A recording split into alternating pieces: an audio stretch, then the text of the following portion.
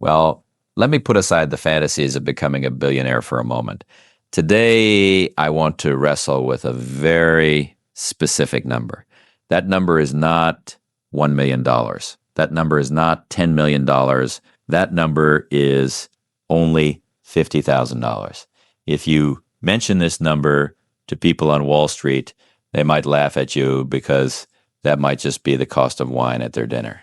But if you ask me, if you ask anyone who truly understands money, we will tell you this: $50,000 is the most important, the most difficult, and the most decisive sum of money in your entire life. Why $50,000 and not $75,000? Because of the intersection of physics and finance. There is a concept known as escape velocity. Stick around because I'm about to show you why this number matters more than $1 million and how to break through it. And if you want to be the person who actually breaks through, not just watches from the sidelines, hit that like button and subscribe. Because the people who build real wealth, they don't miss the next part. Before I became successful, I observed countless people struggling at the bottom. And I noticed something brutal. When you have below $50,000 in savings, your life is in a state of extreme fragility. This is the gravity zone. And in this zone, you are not moving forward. You are fighting for your life. Let me paint this picture for you. I know this life. You have $2,000 in your bank account. Your car breaks down. The repair bill is $1,500. This isn't just an expense. This means you might not be able to pay rent this month. So what do? You turn to a payday lender charging 400% interest. 6 months later, you've paid $4,000 for a $1,500 repair. You have a toothache, but you can't afford the dentist. So you endure it. A year later, what was a $300 fix is now a $5,000 root canal and infection. This is what I call the gravity of poverty. When you have little money, the cost of surviving in this world is actually higher than when you have abundance. Banks charge you maintenance fees because your balance is too low. Landlords charge you penalties because you're one day late. You buy cheap shoes every year because you can't afford the $400 pair that lasts 10 years. Every single week, the gravity pins you to the ground and you're bleeding money faster than you can earn it. Now, here's the thing that nobody tells you until you say $50,000. No investment strategy can actually help you. Don't think about stock dividends. Don't think about compound interest curves. Don't fantasize about 100% returns. Because when your principal is nearly zero, 100% return is still zero. If you invest your last $1,000 and make $1,000 in return, you have $2,000. That's a vacation. Maybe 2 nice dinners, and then that $2,000 is gone. It makes no structural change to your quality of life. You still have to worry about rent. You still have to worry about that car. You still have to worry about medical emergencies. This is why it's so hard for poor people to get rich through investing. When the principal is too small, the snowball simply cannot get rolling. This is the dark tunnel. Many young people walk in this tunnel for years, even decades, only to find themselves still running in place. So they despair. They start to believe that social mobility is dead. They start to believe that hard work is useless. And then they squander the little money they have trying to numb the pain through consumption. But this is exactly where most people fail. Now, let's assume you have climbed out of that gravity well. You have $50,000 sitting in your bank account. You haven't bought a Ferrari. You haven't moved into a mansion. You look exactly the same as you did yesterday. But I can guarantee you, deep inside your brain, the chemistry has changed. I call this change the birth of refusal power. Do you know why most people live like slaves in the workplace? It is not because they lack ability. It is because they lack the capital to say no. Imagine 2 young people, same company, same position, same salary, same skills. Let's call them William and Daniel. The only difference, William has 0 savings. In fact, he has $5,000 in credit card debt. Daniel has $50,000 in the bank That's 6 months to a year of living expenses. Now, the boss walks in and makes an unreasonable demand. I need you to work this weekend for free. It's urgent. William's heart rate accelerates. His cortisol spikes. His brain goes into survival mode. If I say no, he fires me. If I lose my job, how do I pay rent? How do I pay down this debt? Fear hijacks his rationality. So William lowers his head and says, "Yes, boss, no problem." In that moment, William is not an independent individual. He is a slave, a person forced to sell his dignity because he has no financial cushion. Now look at Daniel.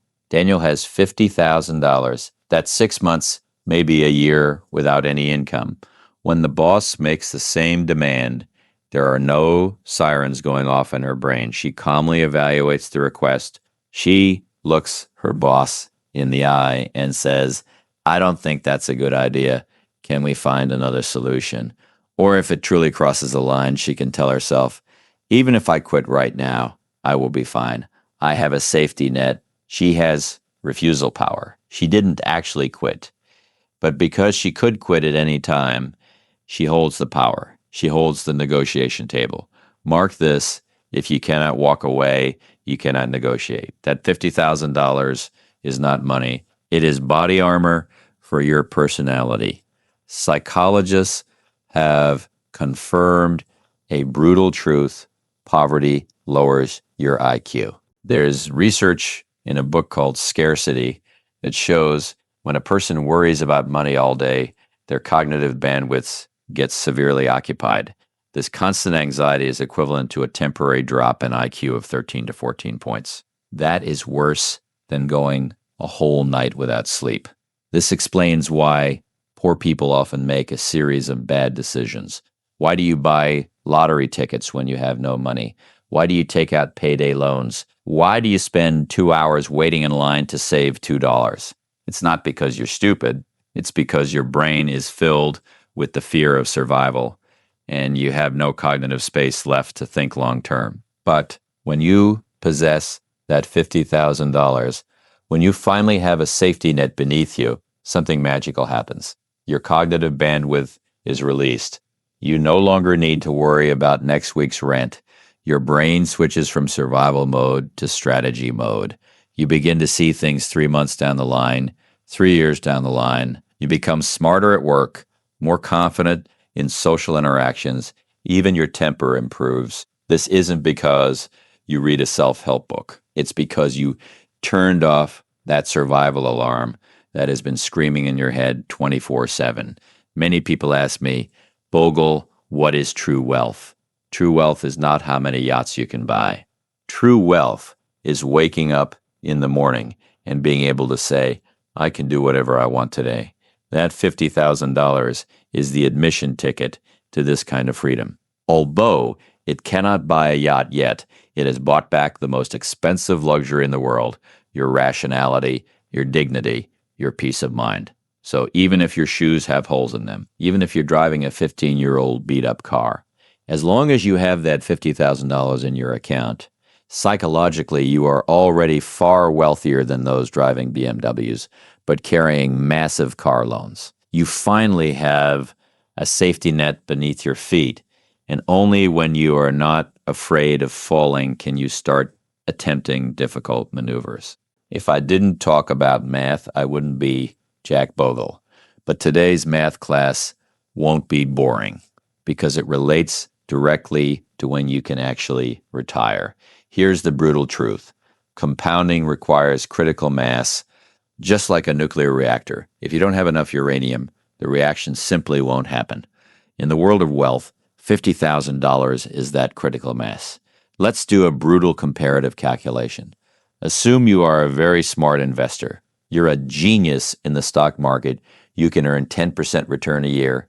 That's already extraordinary. Most professional fund managers cannot achieve this.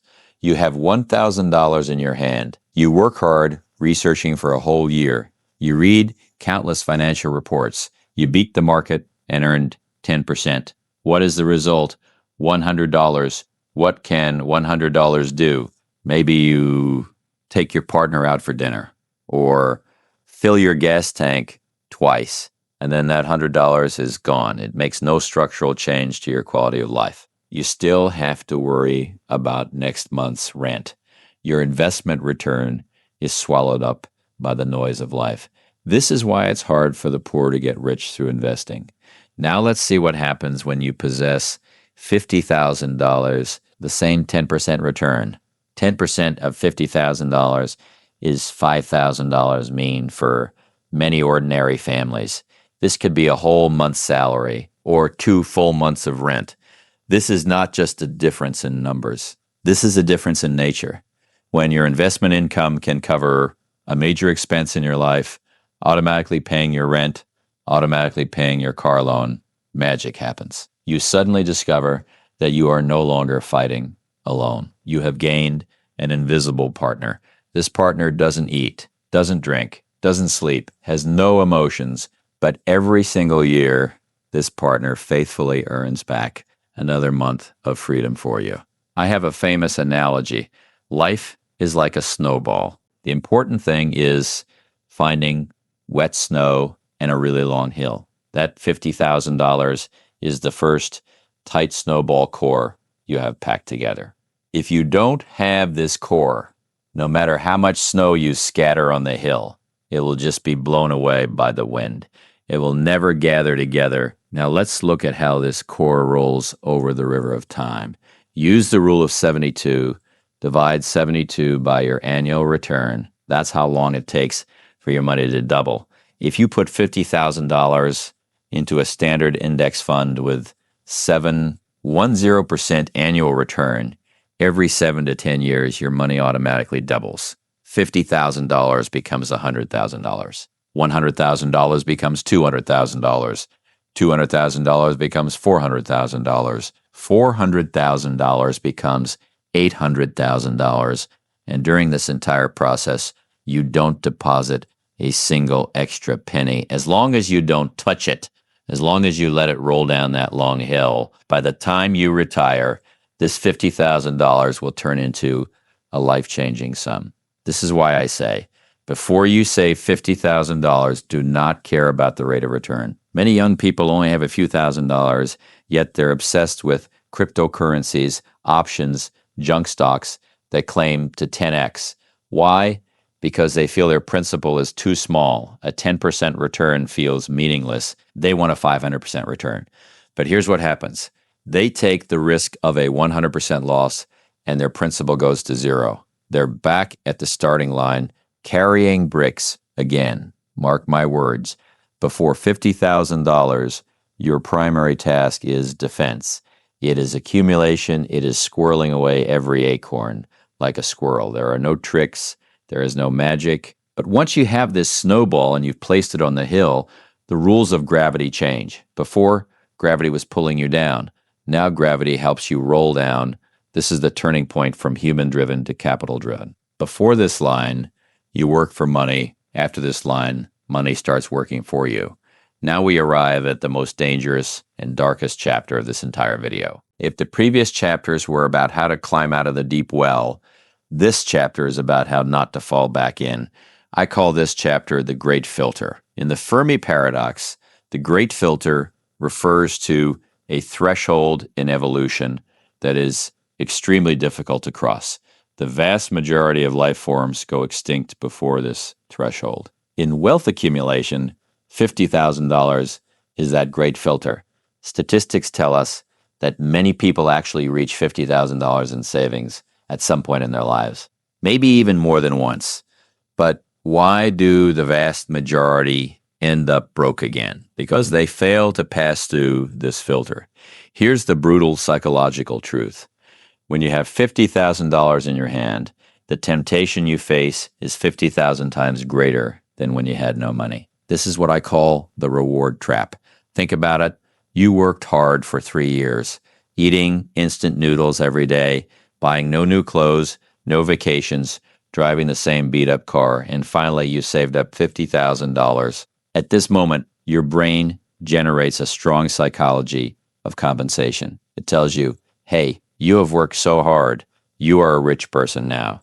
You should reward yourself. Coincidentally, at this very moment, Your 10-year-old Toyota breaks down again.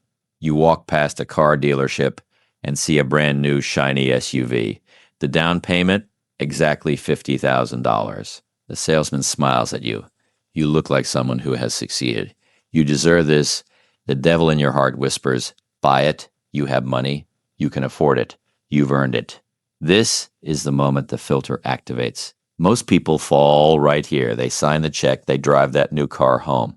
In that moment, they feel incredibly proud, successful, finally rewarded. But here's what actually happened. You just killed the golden goose that you spent 3 years hatching. That car you bought is not an asset. It is a liability. The second you drive it off the lot, it depreciates by 20%.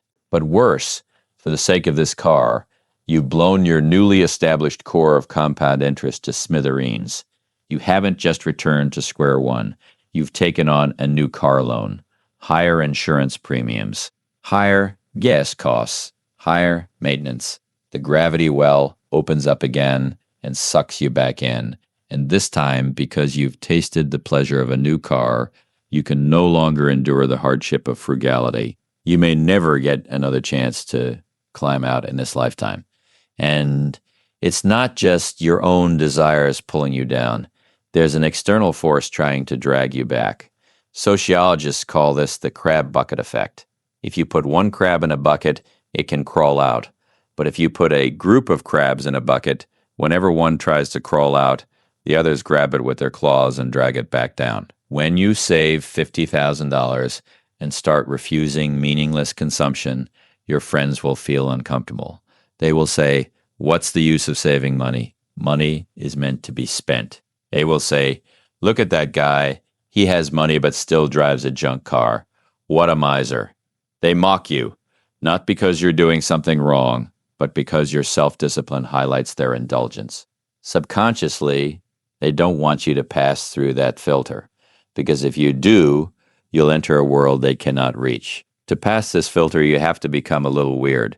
You have to get used to loneliness. You have to learn to enjoy the thrill of watching the numbers in your bank account grow rather than the thrill of watching your closet fill up with new clothes.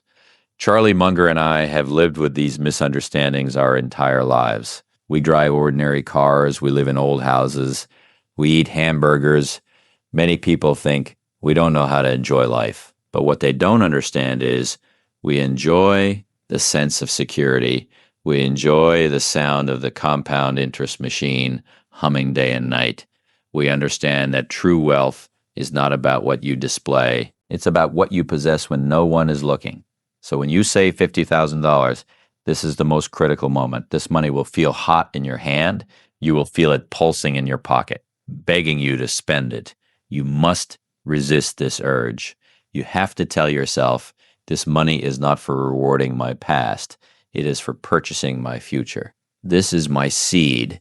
If I grind my seed into flour and eat it, I will never see a harvest in my life. This is the greatest test on the road to wealth. It is not a test of your earning ability. It is a test of your sense of worthiness. Do you believe you are worthy of long-term freedom, or are you only worthy of short-term pleasure? If you can resist buying that car, if you can resist going on that expensive vacation, if you can say no to the crabs pulling you down, then congratulations. You have just passed the great filter. You are officially part of the top 5% of people who actually escape this trap. Okay, you've made it past the great filter. You have $50,000 still in your account. Now we enter the phase of tactical execution. Here's the specific blueprint from $50,000 to $200,000. First, take $10,000 and put it into a high-yield savings account or government bonds. This is your bulletproof vest. This is your private insurance company. This money is absolutely untouchable, not for investing, but for surviving the accidents of life. When your car breaks down, when you get sick, when you suddenly lose your job, this money will rush to the front lines and block the bullets of life. Only when you have this layer of body armor can you actually hold on for the long term in the market. Many people lose money not because the market is bad, but because they didn't have a bulletproof vest. So they were forced to sell at the lowest point. That's suicide. The remaining $40,000 are your soldiers. For the vast majority of people with no insider information and no professional analytical skills, I have only one piece of advice. Do not try to find the needle in the haystack.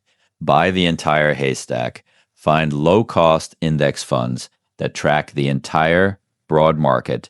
Send your soldiers out and let them occupy the economic territory of the entire country.